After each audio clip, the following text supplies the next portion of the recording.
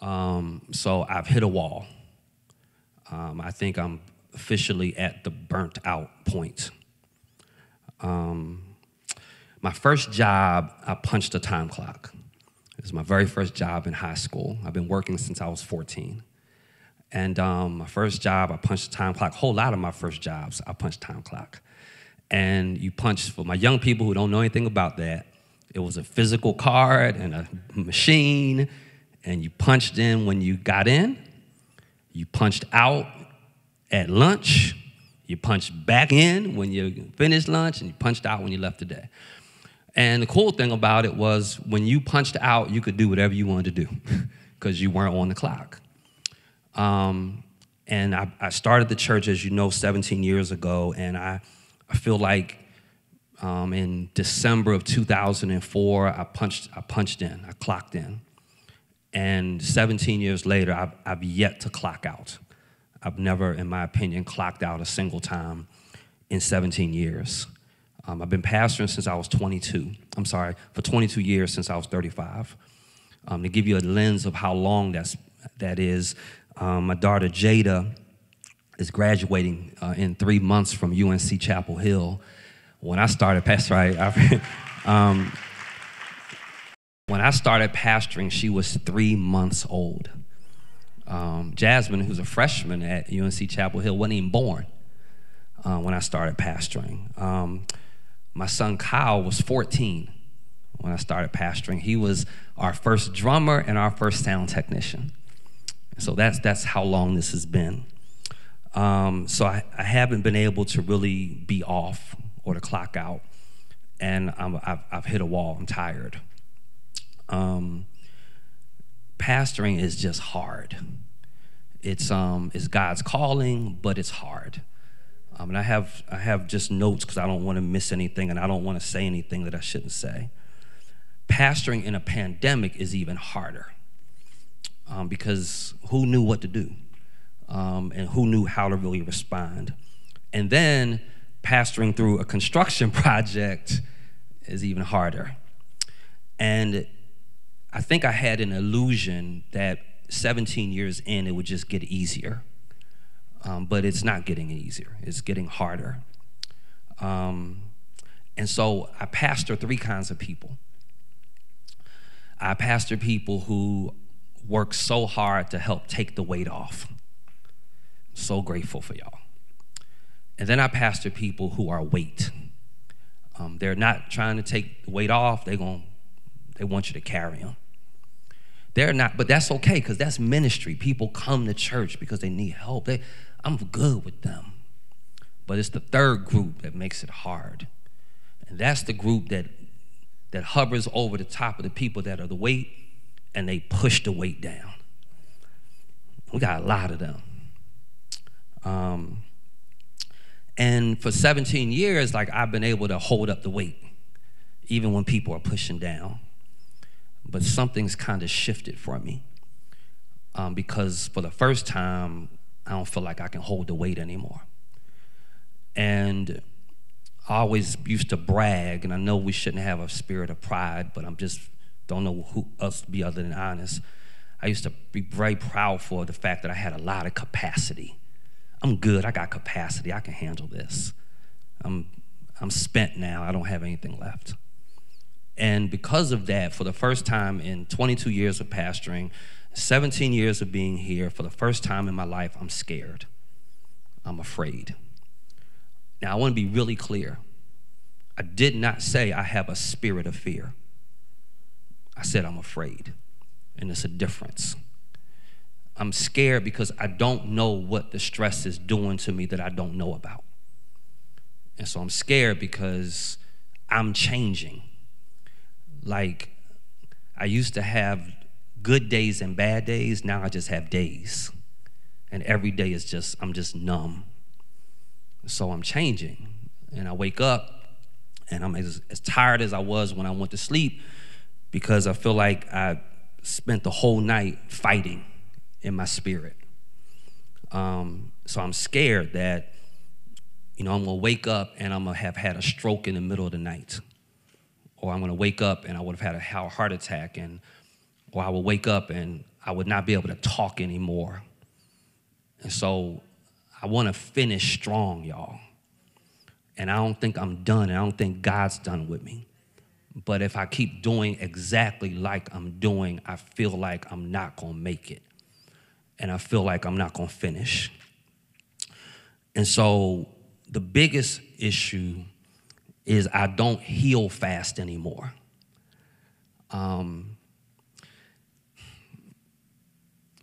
Being a pastor means you got to just be willing to take the shots. That's just part of the call. Folk come for you. They criticize you. They abuse you. That's the call, right? I'm used to that.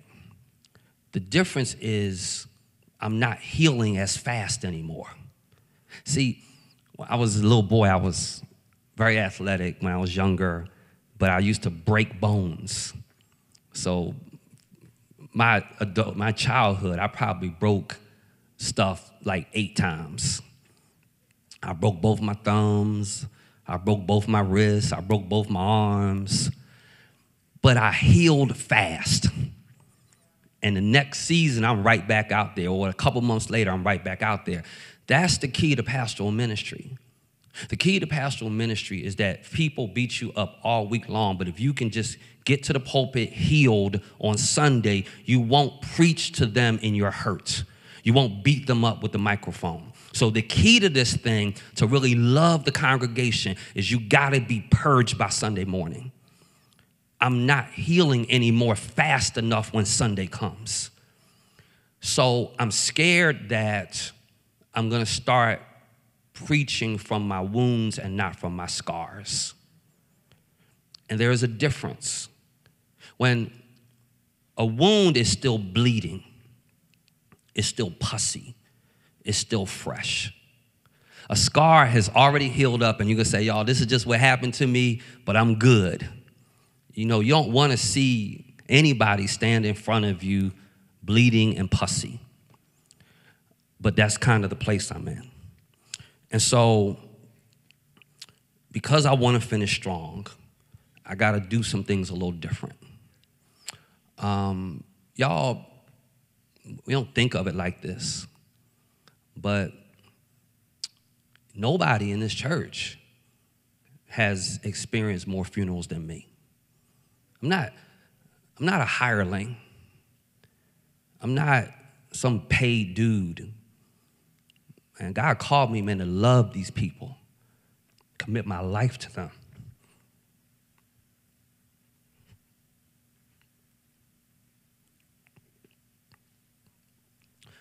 So you stand over these caskets week after week for years.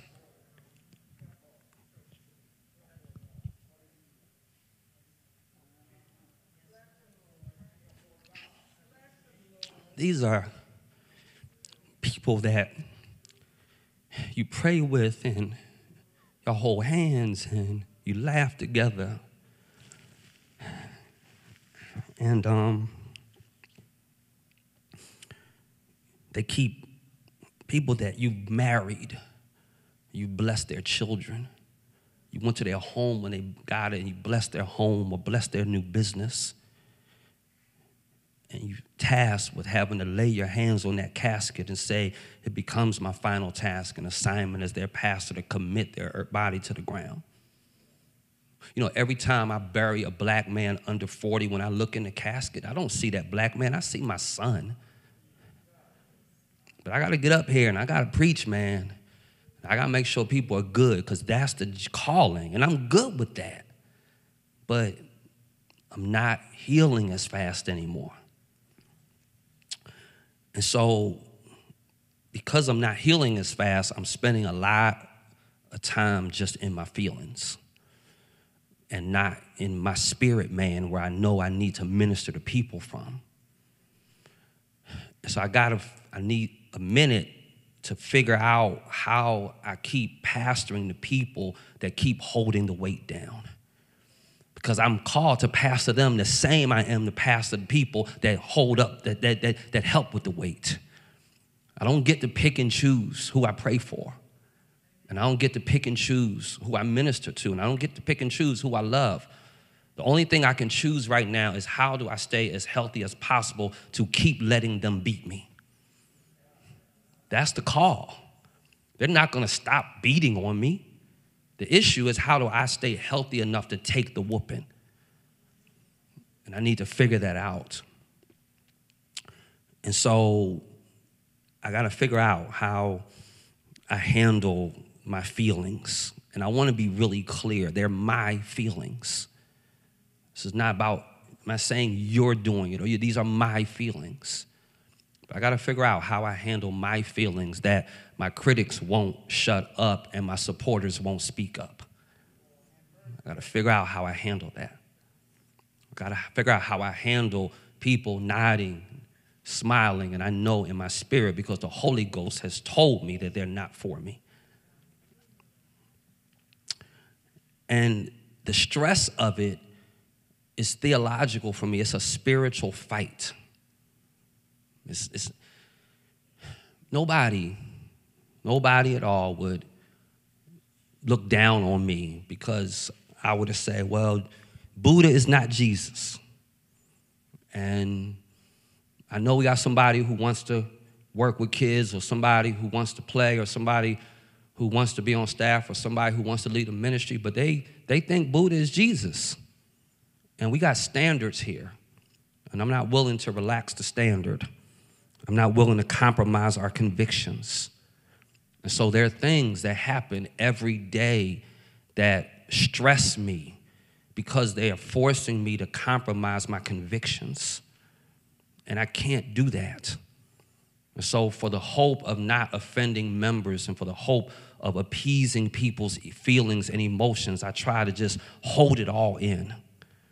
And now it's got me to a point where I can't heal from it anymore. So, it don't seem like a big deal to y'all, but when people don't serve, that stresses me. Because theologically, I believe that saved people serve. I believe that theologically. I believe that biblically. So when members don't serve, it's like you're trying to force your theology on me as the theologian of the house. I don't think that's right because Buddha is not Jesus. And I thought y'all called me here to be the theologian of the house. So it doesn't seem like a big deal to look to a room full of people who don't love God enough to serve him, but it's a big deal to me.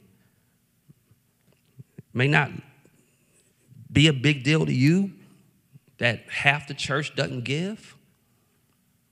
Theologically, I believe that you cannot love God if you don't give. I just believe that theologically. Buddha isn't Jesus for me. For God so loved the world, he gave. People who love, give. And no, you do not love the ministry if you don't give. And you got to stop trying to force me to believe that because I don't believe that. Where your treasure is, that's where your heart is. God is clear. Your heart is never somewhere where your treasure is not.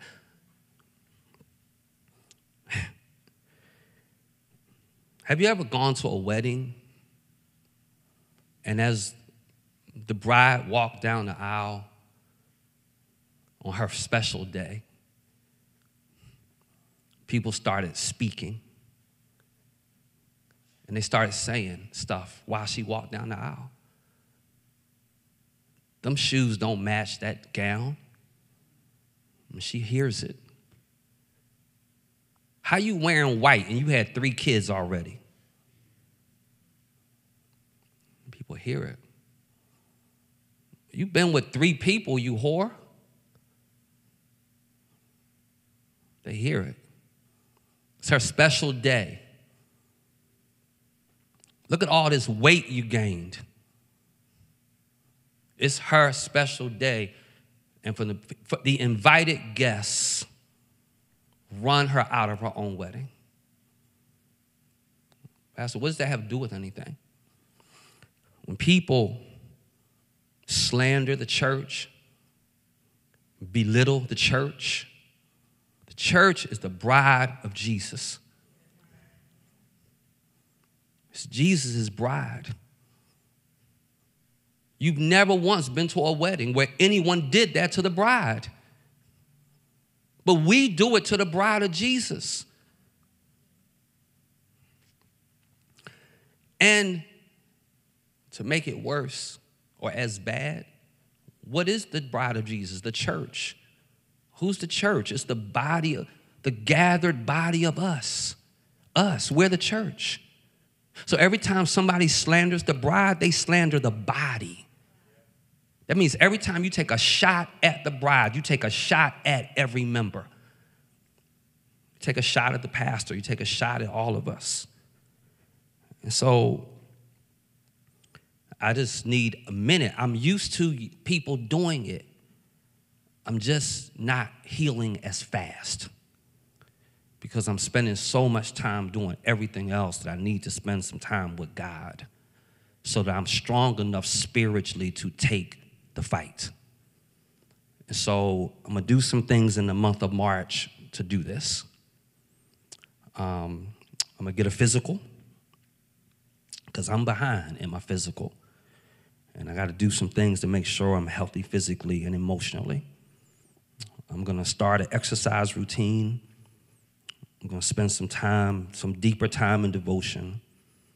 I'm not preaching at all in March. And so our staff, our ministers will preach. Bishop Daniel will preach our anniversary. I won't be here. I'm going to come out Tuesday night at 7 p.m. I'm going to teach Bible study. And you may wonder, why would you do that? Because that's the one thing that's life-giving for me. So I'm going to come out here Tuesday at 7 o'clock. I'm going to teach the word. I have a wedding that was already on my schedule for this month. I'm going to honor my commitment as a pastor. I committed to preaching a citywide men's service in Goldsboro on March 13th in the afternoon. I'm going to commit to that. I'm going to do some things politically because, quite frankly, it's not stressful for me. It's an outlet. But I got to spend March figuring out how I handle the people that don't love the church, don't serve the church, don't give to the church, because I got to pastor those folk. And so I hope y'all can hear my heart on this. I want to finish strong. There's so much more I believe God has for us to do. But I think if I keep trying to do it in my emotional state, I really think the stress is going to kill me. And so I need to get my head around that, my heart around that. So you won't see me a lot in March. I hope y'all will serve. I hope y'all be faithful. I hope you'll give. I hope you'll support our ministers, Bishop Daniel, Pastor Stephanie, Pastor Kyle, Minister Flowers. They're going to be the 4 preachers this month. And then I'm going to figure out what it looks like as we move forward. And then it's going to look different because I want to live. I don't want to die yet. I don't want to have a heart attack. I want to live. And so because of that, I want to take the moment I need. And so I think that's pretty much everything I wanted to say. I could belabor the point, but it's not meaningful and helpful. And so I hope you hear that it's so important that we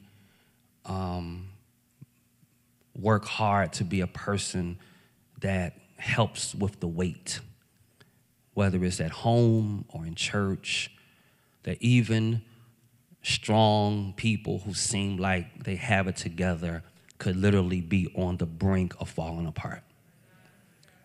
And none of us are exempt from it. And I want to be very clear.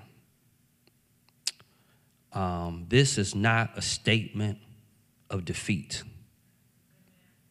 This is a statement. I want y'all to hear this. This is a statement that I'm not going to be beat. That's what this is a statement of, not of defeat. I will not be beat. And so I'm going to pull myself together. I'm going to get my head around this thing, get my prayer life right. I'm going to make sure I'm good and healthy for the fight. And I'm coming back to kick some butt and take some names. And so I want you to hear my heart about that. So